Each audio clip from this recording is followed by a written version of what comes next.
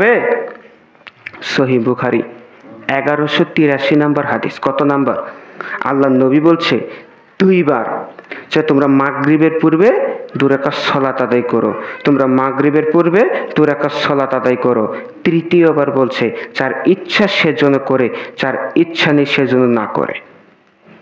কিন্তু এটা বলা যাবে না কে করেছে, কোথায় আছে।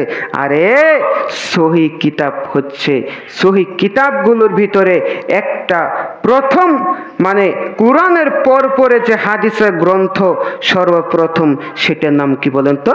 সহিহ বুখারী। আর আমি বুখারী থেকে কথা বলছি, আমার পিতার গোডাউন থেকে নয়।